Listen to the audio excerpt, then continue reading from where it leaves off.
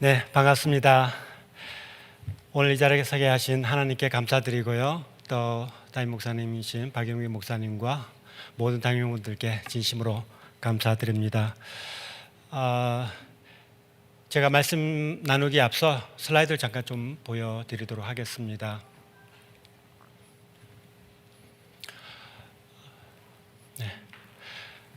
제가 현재 맡고 있는 목회자 트레이닝 두 과정이 있습니다. 시간이 좀 지났죠. 저분이 결혼을 하고 지금 아기를 낳았습니다. 현재 1살이고요. 마을에서 사역을 하고 있습니다. 이름이 워티 목사입니다. 매주 토요일마다 저희들이 온라인으로 만남을 갖고 있습니다. 다음 슬라이드요. 또 두 번째 목사님은 소팔 목사님인데 또 역시 결혼해서 아기도 있고요. 현재 지금 아기가 5개월 지났는데 2주 전에 소식을 들었습니다. 또 임신했다고. 그래서 축하드린다고 해야 할지 일단은 뭐 축하드린다고 했습니다. 생명은 하나님 것이니까. 네, 그래서 너무 감사드리고 지금 두 분은 영어가 잘 돼요. 그래서 지금까지 매주 토요일 날 저희들이 만나서 공부를 하고 있는데 제가 한 번 더 소개하겠습니다. 다음 슬라이드요. 이분은 소펄 강도사님입니다. 얼굴이 잘 안 보여서 다음 슬라이드 보시면 얼굴이. 네. 한국에 가셔서 4년 동안 일을 하시고 다시 프놈펜으로 돌아와서 신학교를 졸업하고요. 목사고시를 통과해서 지금 안수를 기다리고 있는 중에 있습니다. 이분은 영어도 되지 않고 한국말도 안 돼서 감사한 것은 제가 지난 우리 1년 반 동안 하나님이 어떻게 저에게 또 언어를 배울 수 있도록 인도해 주셔서 보통 언어를 배우면 한 3년이 걸리는 것 같아요. 설교를 하기에 앞서. 근데 작년에 팬데믹으로 인해서 방문하신 분들이 없어요. 그래서 보통 방문하시면 학교를 중단하고 또 다시 일주일, 2주 쉬었다가 공부를 하게 되는데 그러다 보니까 자꾸 처지는데 이걸 감사해야 할지 모르겠는데요. 하나님께서 또 공부할 수 있도록 인도해 주셔서 지난 2달 전부터 이분하고 같이 또 공부를 합니다. 캄보디아는 아직까지 기독교 역사가 굉장히 짧고요. 95%가 불교입니다. 그리고 나머지 기독교인이 1.8%라고 이야기를 합니다. 굉장히 소수죠. 그래서 그런 시골에 같은 데 가면 아직까지 교회가 거의 없고요. 있어도 교회라기보다는 보통 성경부를 통해서 성교사님을 통해서 예수님을 믿고 하는 사례들이 종종 있습니다.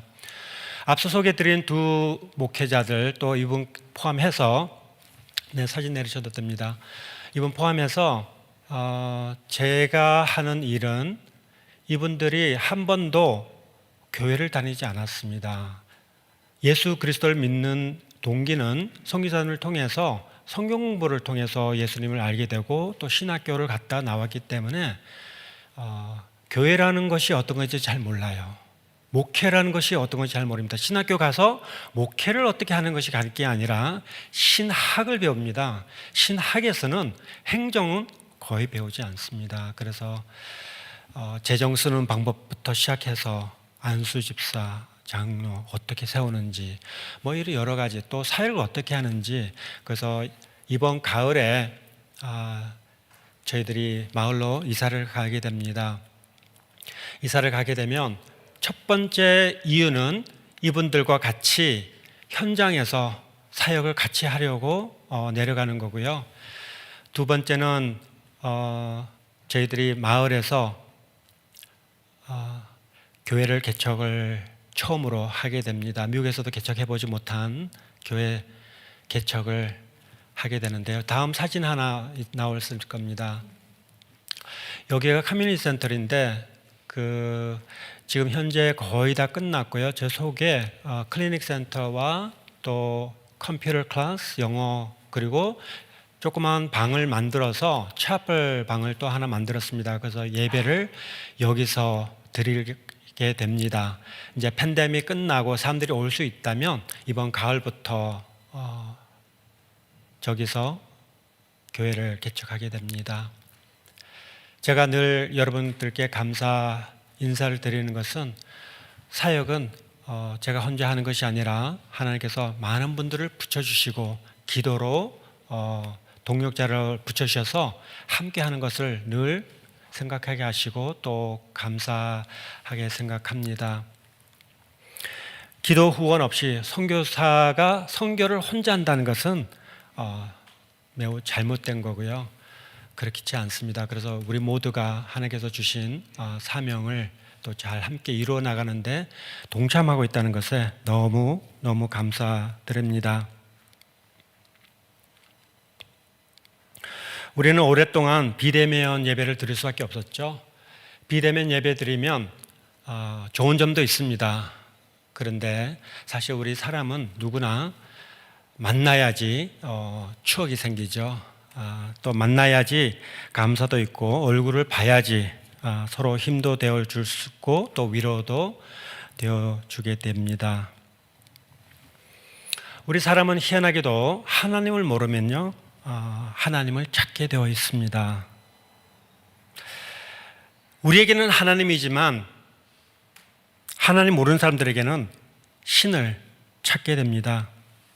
그 사람이 창조주 하나님을 찾기까지는 무엇을 해도 만족함을 느끼지 못합니다. 그래서 사람들의 근본적인 질문이 뭐죠? 내가 어디서 왔으며 어디로 가는지 늘 질문을 합니다. 여기에 대한 답은 하나님 외에는 찾을 수가 없습니다. 하나님께서 태초에 천지를 창조하셨다는 이 진리를 창세기 1장 1절에 기록되어 있죠. 우리는 이 말씀을 믿고 있지만 하나님을 모르는 사람들에게는 하나님을 찾고 있습니다. 그래서 이 세상에 가장 힘이 센 게 뭔지, 정말 진리가 뭐고 신이 무엇인지 찾고 있습니다. 주전 5세기 헤라클리터스라는 철학자가 이렇게 말했어요. 모든 것은 불이라고 했습니다. 불. 왜 그러냐면 불이 가장 힘이 세어 보이거든요.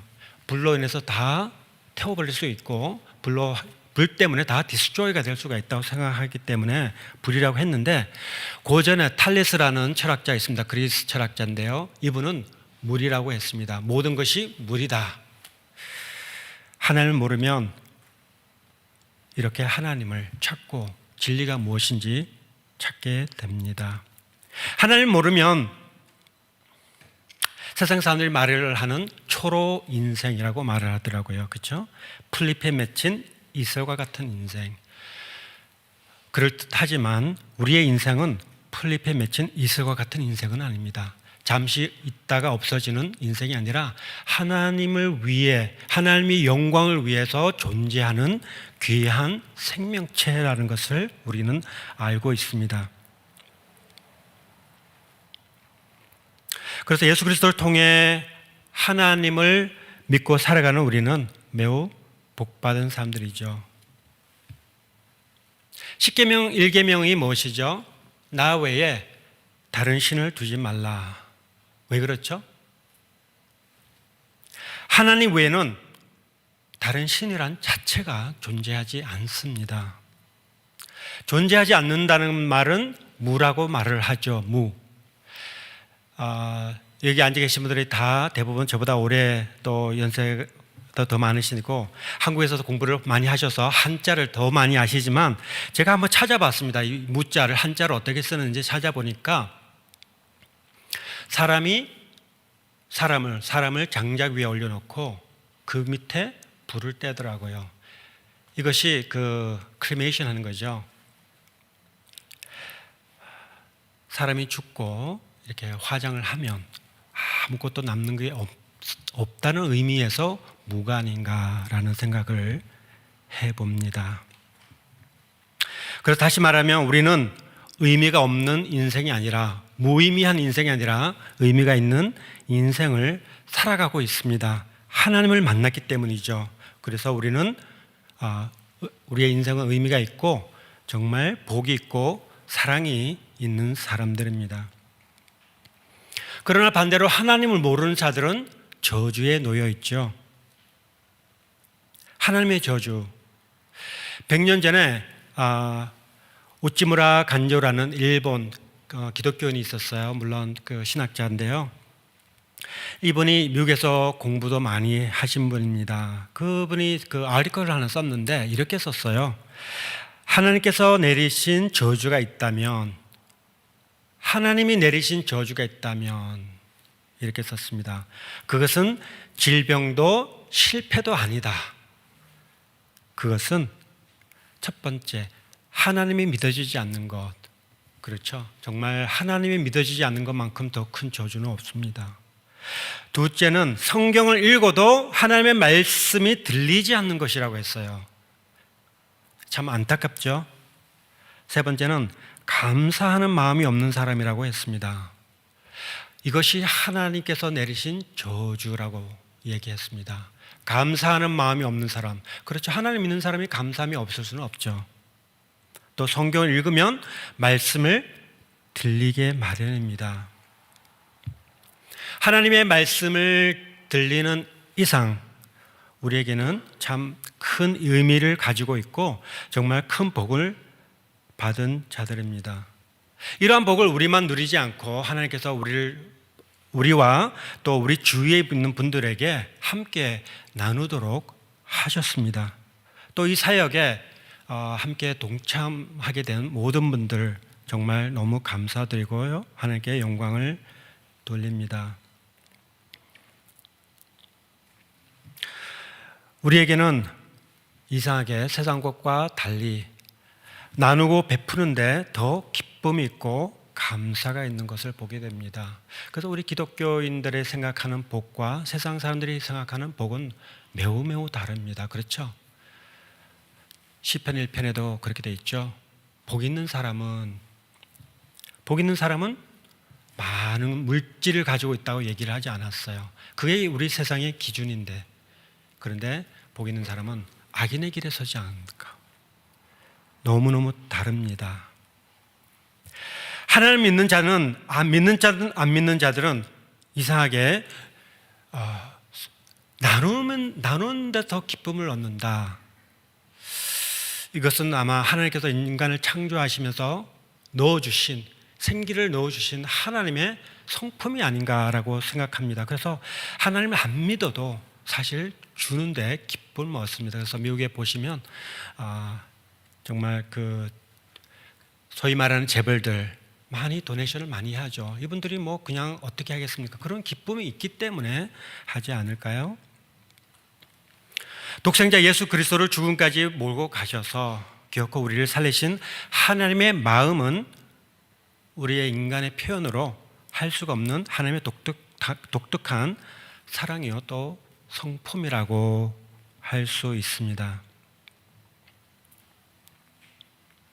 예수 그리스도를 통하여 받은 하나님의 사랑을 이제 우리가 다른 사람들과 함께 나누는데, 이것은 우리의 어떤 방법과 생각을 짜내서 하는 것이 아니라 하나님의 방법과 하나님의 뜻을 따를 때만 이룰 수 있다는 것을 우리가 잘 알고 있습니다.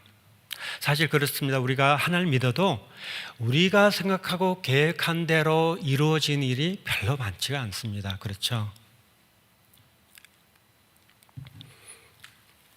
제가 선교사로 있으면서 그래도 가장 감사한 것은 참 많은 것 중에 하나가, 많이 걱정을 했습니다. 나이 50이 중반이 되어서 언어를 배워서 사역을 한다는 것 참 쉽지 않을 거라는 생각을 많이 했습니다. 어떤 분들은 언어에 그 어떤 기프트가 있는 분들이 좀 있잖아요. 몇 년 안 배워도 정말 잘하는 분들이 있는가 하면 또 그렇지 않은 분들도 많습니다. 그 중에 저가 포함이 됩니다. 그래서 저도 사실 언어를 얘기하자면 기프트가 없는데, 또 하나님께서 그 지난 1년 동안 정말 많이 축복해 주셔서 함께 공부하고 또 사역하고, 이번에 가을에 또 현장에서 현지인들과 예배 드릴 수 있는 그런 축복을 생각하면 지금 벌써 가슴이 좀 떨리곤 합니다. 다시 한번 이런 일들이 가능한 것은 여러분들의 기도의 후원이 있었기 때문에 가능하다고 감히 말씀을 드립니다. 우리는 하나님의 뜻을 잘 따르는 것이 중요합니다. 그렇죠? 하나님의 뜻을 잘 따르기 위해서는 하나님의 말씀을 잘 들어야겠죠. 하나님의 말씀을 잘 귀담아 들어야지 하나님께서 원하시는 것을, 아니 하나님의 마음을 조금 이해할 수 있습니다. 오늘 말씀을 잘 귀담아 듣지 못한 제자들의 상황을 오늘 말씀을 통해 함께 나누고자 합니다. 오늘 말씀에 정말 놀라운 사실을 한 가지 발견할 수가 있습니다. 복음서에서는 예수님의 제자들의 이름들이 자주 등장하죠. 그 중에서도 특별히 세 제자들의 이름이 자주 등장하는데 그들의 이름이 바로 베드로와 야고보와 요한입니다. 그것도 그럴 것이 세 제자의 이름이 특히 중요한 사건 때 등장하는 것을 볼 수가 있어요. 첫 번째 한번 볼까요? 마가복음 9장에 나와 있습니다. 여러분 마가복음 9장에 보시면 변화산 얘기가 나오는데요. 예수님께서 변화산에 제자를 다 데리고 갔는데 그 중에서도 세 제자를 데리고 갔습니다. 변화산에 어떤 일이 있었죠? 예수님께서 모세와 엘리야를 만나서 대화하는 장면이 나옵니다. 근데 그 장소에 특별히 세 제자만 데리고 갔어요. 그리고 세 제자 이름이 기록되어 있습니다.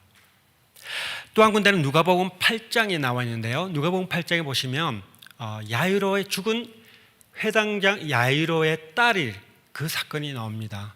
그래서 예수님께서 제자들을 다 데리고 야이로의 집에 갔어요. 그런데 집에 딱 도착해서는 집 안으로 누구를 데리고 갔냐면 그 회당장과 그 딸의 그 부인, 죽은 딸의 엄마와 예수님 그리고 세 제자를 데리고 갔다고 했습니다. 그 세 제자 이름이 베드로와 야고보와 요한이라고 또 적혀 있습니다. 또 마태복음 26장에 보시면 겟세마네 동산에 기도하러 가실 때 또 기록되어 있어요. 동산까지는 제자들을 데리고 가셨어요. 그런데 기도하시는 그 장소에는 특별히 베드로와 야고보와 요한을 데리고 갔다고 그렇게 기록이 되어 있습니다. 왜 예수님께서 특별히 세 제자들의 이름을 거론하셔서 굳이 성경에 기록했을까? 우리가 생각은 해볼 수 있어요. 그 이유는 적지 않았기 때문에 알 수가 없습니다. 그러나 아마 예수님께서 그들을 조금 더 사랑하셨나, 관심을 두셨나라고 한번 추측은 해볼 수 있습니다. 그러나 답은 없었지 않았기 때문에 세 제자의 이름만 기록한 것을 볼 수가 있습니다. 그런데 오늘 말씀을 통해 세베대의 아들 야고보와 요한, 형제죠. 이렇게 자신들밖에 모르는 이기주의자들이었나? 라고 생각을 떨칠 수가 없습니다. 왜 그렇죠? 그들의 질문 때문입니다. 그런데 사실 이 질문을 보시면요, 37절에 이렇게 기록되어 있어요. 여짜오되 주의 영광 중에서 우리를 하나는 주의 우편에 하나는 좌편에 앉게 하여 주옵소서. 아마 이런 이야기는 제가 그 자리에 있더라도 한번 해볼 수는 있는 것 같아요. 그러나 사실 생각은 하지만 공개적으로 다른 제자들 앞에서 이렇게 이야기한다는 것은 저는 좀 자신이 없는데 하여튼 대단해서 이렇게 이야기를 합니다. 주여, 주의 영광에 앉을 때 저는 주님의 우편에, 내 동생은 좌편에 좀 앉게 해주세요 라고 이야기를 했습니다. 그리고 따지고 보면 어쩌면 질문 자체는 그다지 문제가 되지 않아 보입니다. 물론 다른 제자들이 듣고 화를 냈다고 얘기는 하고 있어요. 그래서 누구든지 이런 질문 한 번 정도 해볼 수는 있을지 않을까라고 생각합니다. 근데 사실 질문보다는 질문의 타이밍이었어요. 우리는 말을 할 때 타이밍이 굉장히 중요합니다. 그렇죠? 아무리 부부관계에서라도 좋은 이야기라도 시간이 있고 장소가 있습니다. 그렇죠? 때가 있습니다. 그럼 뭐 아무리 좋은 이야기라도 아무 데나 하지 않고 얘기를 잘해야지. 좋은 얘기도 잘못하면 부부 싸움도 일어날 수도 있죠. 그래서 우리가 말을 할 때 항상 시간을 잘 맞출 필요가 있습니다. 그렇죠? 야고보와 요한이 예수님께 언제 이 질문을 했냐면요, 제가 오늘 여기 띄우지는 않았어요. 왜냐하면 한번 보여드리기 위해서. 같은 장 33절과 34절에 이런 기록이 있습니다. 보라, 예수님께서 말씀하시고 계세요. 우리가 예루살렘에 올라가노니 인자가 대제사장들과 서기관들에게 넘겨짐에 그들이 죽이기로 결의하고 이방인들에게 넘겨주겠고 그들은 능욕하며 침뱉으며 채찍질하고 죽일 것이나 그는 3일 만에 살아나리라 하시니라. 제가 예수님이라면 이 이야기를 이렇게 못했을 것 같아요. 우리 성경에서 이렇게 썼기 때문에 읽지만, 얘들아 이래 좀 와봐. 그리고 한숨을 푹 내쉬시면서요, 있잖아, 며칠 있다가 우리 모두가 예루살렘에 갈 텐데 거기 가면 너희들 알지? 바리새인들과 세리들, 바리새인들, 그 사두개인들, 이들이 종교 지도자들이잖아. 근데 말이야, 이들이 내 얼굴에 침 뱉고 채찍질하고 그리고 나를 죽일 거야. 그리고 굉장히 참 심각한 표정으로 말씀을 하셨을 것 같아요. 그리고 예수님 본인이 대제사장들과 서기관들에게 버림받고 죽임을 당한다. 이 말씀을 오늘 말씀에 처음 말씀하신 게 아닙니다. 마가복음 8장 31절에 같은 내용이 있어요. 2장 전에. 지금 10장이 보고 있죠. 8장 31절에도 같은 내용을 말씀하셨어요. 그런데 공교롭게도 9장 31절에 똑같은 내용이 있습니다. 그런데 10장 31절이 아니고요, 10장에는 33절, 아마 10장 31절에 기록했더라면 너무 기계적이지 않을까, 아마 이렇게 생각해서 하나님께서 또 약간 좀 뒤로 밀리신 것 같은데, 어쨌든 같은 틀린 장소지만 다 30절, 31절, 31절, 33절에 같은 내용을 합니다. 한번 생각해 보세요. 예수님 오죽 힘들으셨으면 한 번도 아니고 두 번도 아니고 세 번. 우리가 좀 중요한 얘기할 때 주로 반복을 하잖아요. 그것도 좋은 일이 아니라면 두 번 반복 잘 안 합니다. 오죽 힘드셨으면 세 번째까지 이렇게 말씀하셨을까? 들었어? 알아들었어? 내가 붙잡히고 있지? 사람들이 나를 채찍질하고 죽일 거야. 그리고 얘기 딱 끝나셨는데 바로 저 뒤에서 저기요, 그는 알겠고요, 예수님이 천국 가시면 혹시 제 예수님 옆에 앉아도 돼요? 이 상황이 있거든요.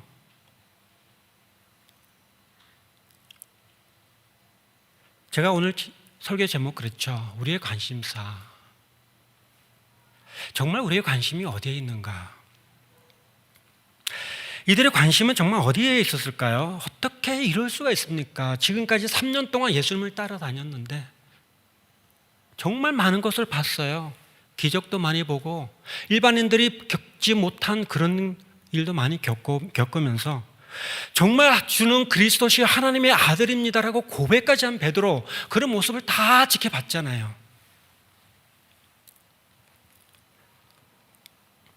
성경을 보면 예수님께서 어떤 일을 하실 때, 또 하나님이 어떤 일을 하실 때 워닝을 주실 때가 많이 있습니다.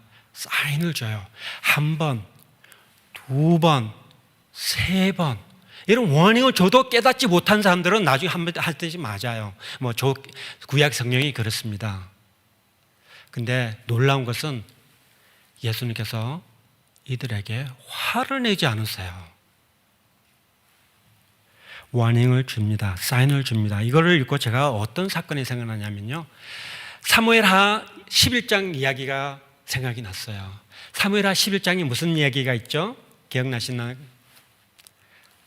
다윗과 바세바 사건이 사무엘하 11장에 나와 있습니다. 11장 처음에 그렇게 기록이 되어 있어요. 다윗이 왕궁 옥상에 저녁에 걸었어요. 그런데 왜 하필이면 그때 여자가 목욕을 하고 있었습니다. 근데 제가 그 성경을 딱 읽고 또 놀라운 거 하나 발견했어요. 성경에는 예쁘면 꼭 예쁘다라고 기록을 하더라고요. 이 아브라함의 아내 사라도 예쁘다고 그러고요. 레이첼도 예쁘다. 근데 이 밧세바도 성경의 11장 2절에 보시면요, 여인이 매우 아름다웠다라고 나와 있습니다. 영어도 그렇게 나와 있어요. 근데 여러분 기억하세요? 왜 그 말 썼는지 제가 또 설명을 하겠습니다. 다윗이 딱 보니까 너무 예뻐요. 그래서 사람을 보냈습니다. 알아보라고 보낸 거잖아요. 도대체 저 여자 누구야? 첫 번째 보고가 뭐냐면, 왕이지요, 저 여자 남편이 있습니다. 그리고 남편의 이름까지 기록했어요. 우리아라고. 그러면 이것은 첫 번째 워닝이었어요. 하나님의 워닝, 사인이었죠. 다윗, 너 뭐하고 있어? 결혼한 여자야. 그만.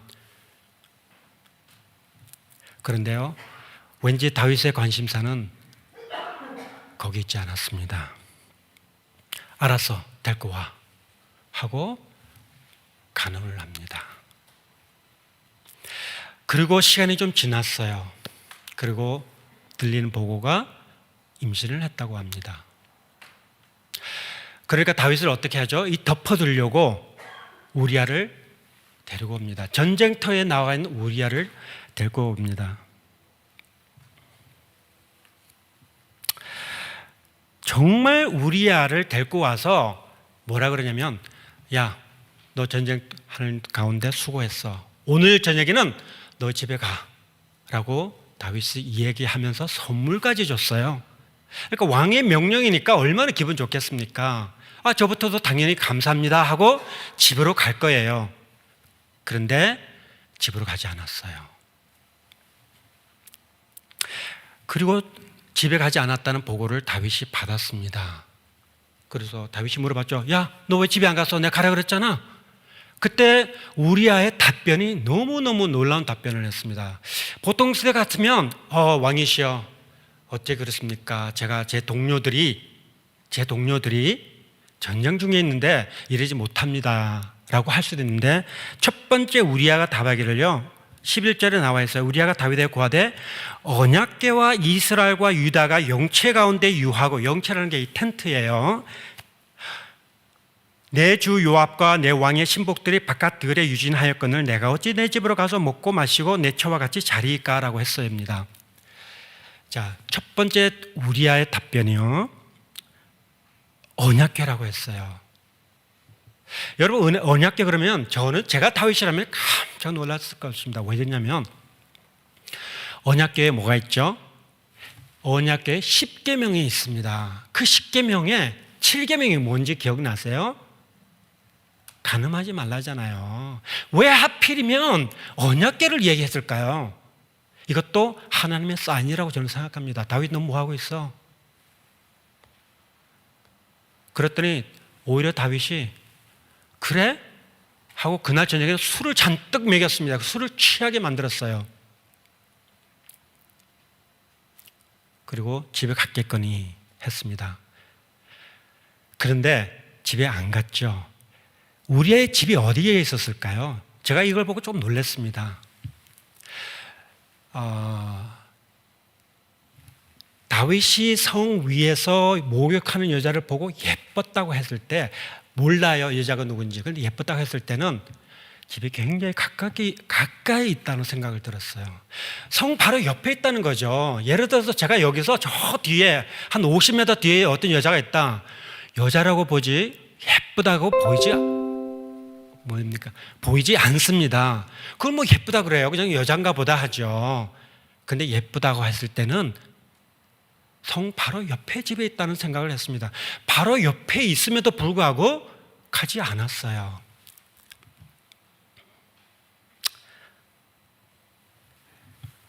화가 잔뜩 났습니다. 그리고 어떻게 했죠? 바로 살인까지 저지르고 맙니다. 아무리 다윗이라고 하지만 역대상에 이렇게 보시면 다윗을 얘기할 때는요, 하나님이 내 친구라고 했어요. 다윗. 그럼에도 불구하고 다윗은 그의 관심사가 인간의 모습으로 빠져들어갈 때는 간음과 살인을 동시에 저지릅니다. 하나님의 사인이 있음에도 불구하고, 예수 그리스도의 사인이 2번 있음에도 불구하고 3번째 말씀했어요. 같은 말씀입니다. 더 한 것도 없어요. 얼마나 심각하고 또 고민스러워하면서 말씀하셨을까.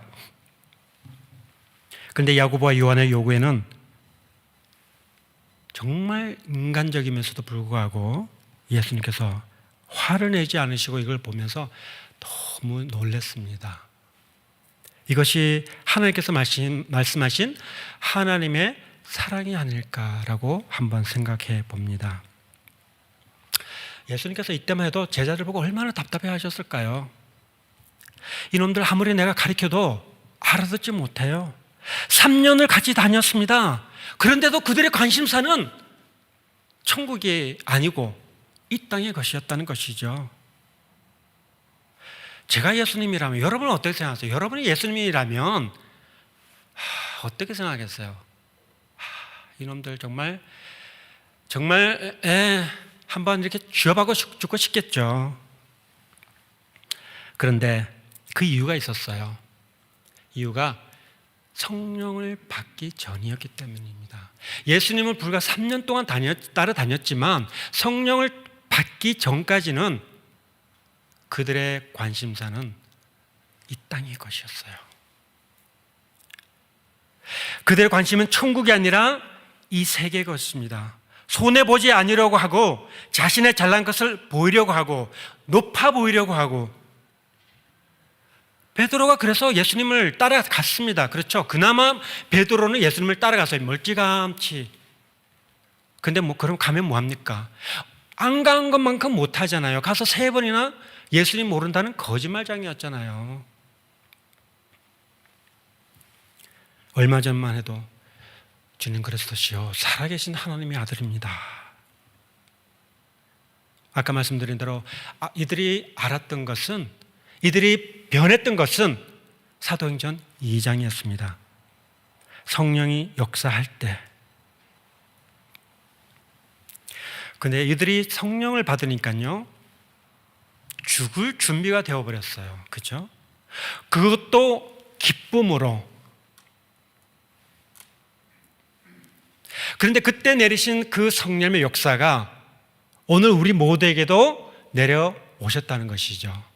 하나님이 우리에게 역사하시기 때문에 우리가 그리스도를 알게 되고, 세상 사람들이 관심 있는 이 땅의 신이 아니고 이 땅의 관심이 아니라 하나님을 알게 하고요, 세상 사람들이 관심이 있고 내가 어디서 왔고 어디로 가는지 모르는 그런 질문을 하는 가운데 우리는 알게 됐죠. 확실히 알게 되었습니다. 내가 이제 무엇을 위해서 살아야 될지 알게 되었습니다. 그래서 예수 그리스도를 나의 구세주로 삼고 고백하는 그 자체만으로 우리 모두는 큰 축복을 받은 자들입니다. 그럼에도 불구하고 오늘 만일에 예수님께서 우리에게 한번 여쭤본다면 너의 관심은 뭐야? 승배야, 너의 관심은 뭐야? 라고 하신다면 저도 고개를 아마 분명히 숙이게 될 것 같습니다.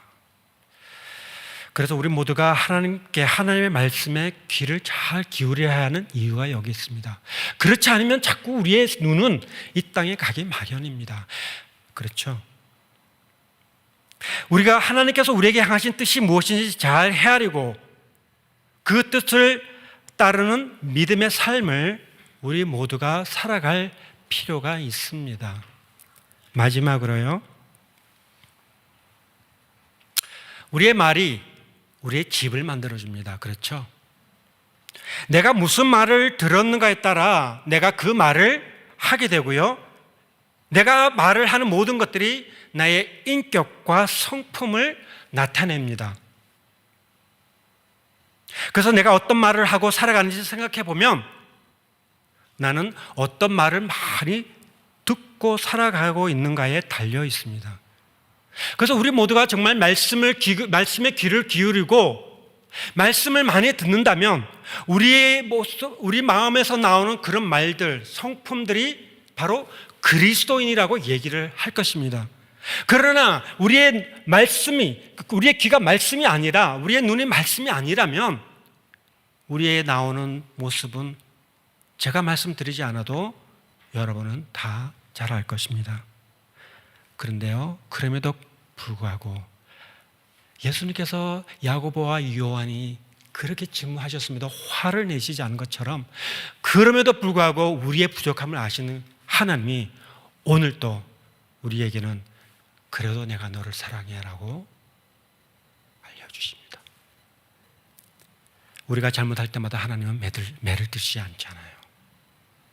우리가 잘못한 길로 가도 하나님은 바로 매를 들지 않잖아요. 이것이 바로 하나님께서 우리에게 보여주시는 참된 하나님의 성품입니다. 그런 성품을 우리가 받은 자녀로서 우리 역시 세상 삶을 이렇게 살아가야 되지 않을까요? 같이 기도드리겠습니다.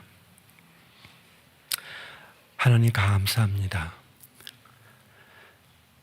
하나님을 모를 때는 내가 누구이며 어디로 가고 있는지 질문을 할 수밖에 없지만 우리의 인생의 의미는 예수 그리스도 때문에 찾게 되었습니다. 주님 감사합니다. 우리는 왜 이 땅에 이 시간에 여기에 존재하는지 알고 있습니다. 우리의 발걸음 정말 주님께서 인도하시고 우리의 눈과 귀가 말씀에 꽂혀 있을 때 우리에게 나오는 그러한 삶의 향기는 예수 그리스도라는 것을 잊지 않게 도와주셔서 복되고 아름다운 그리스도의 삶의 모습으로 살아갈 수 있도록 축복해 주옵소서. 이러한 삶을 우리만 갖지 않고 주위에 주님을 모르는 자들에게 잘 증거할 수 있는 귀한 복된 삶을 살아갈 수 있도록 축복해 주옵소서. 우리를 사랑하신 예수님의 이름으로 기도드렸습니다. 아멘.